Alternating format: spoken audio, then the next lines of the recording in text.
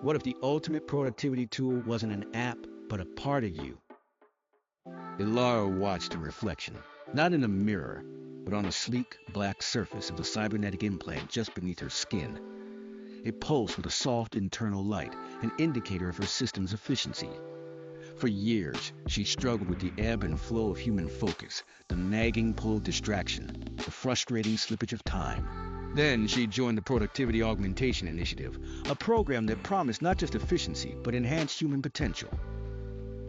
Her implant, the Apex, was a marvel of miniaturization, linking directly to her neural pathways.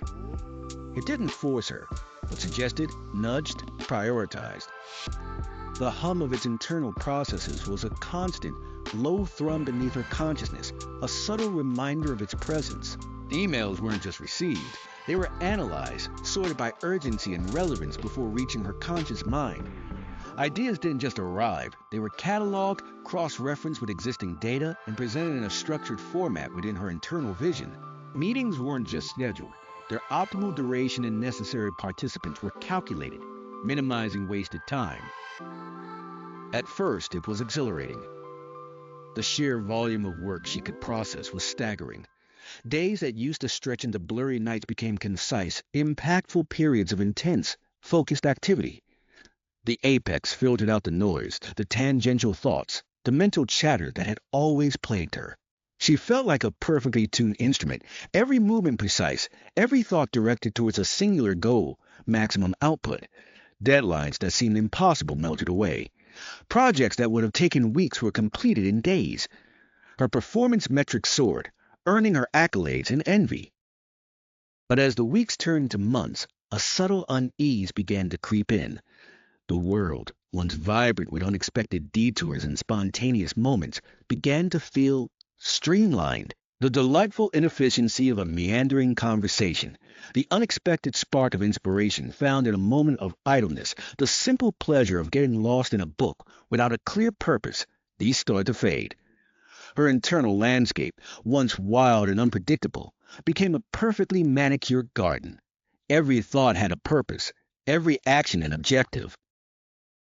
The Apex was getting better, learning her patterns, anticipating her needs with unnerving accuracy.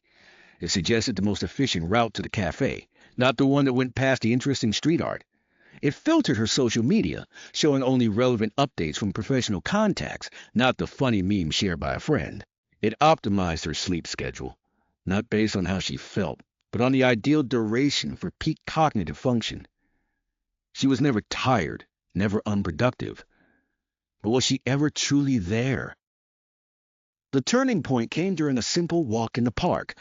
The Apex highlighted a notification about a low-priority email, nudging her towards addressing it. But as she walked, a sudden, unexpected scent of lavender wafted from a nearby flower bed. For a split second, before the Apex could process and dismiss the sensory input as non-essential, a memory flooded her, a forgotten childhood moment of picking lavender with her grandmother. It was fleeting, unbidden, and utterly irrelevant to her productivity.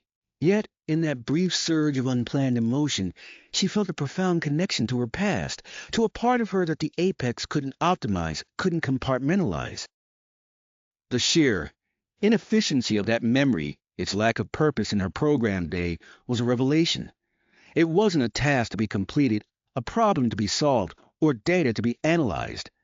It was simply a feeling, a scent, a connection. And for the first time, the continuous hum of the Apex felt like a helpful companion, but a subtle barrier. It was optimizing her life, certainly, but it was optimizing out the very things that made life feel alive.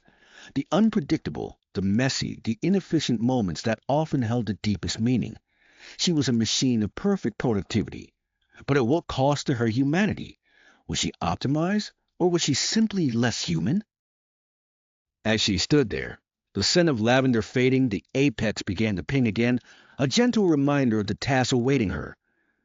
But this time, Yalara didn't automatically respond.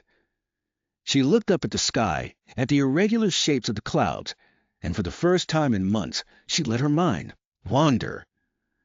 The Apex was designed for efficiency, but perhaps true fulfillment lay not in optimizing every moment, but in allowing space for the beautiful, messy, utterly inefficient moments that reminded you of who you were before the upgrade.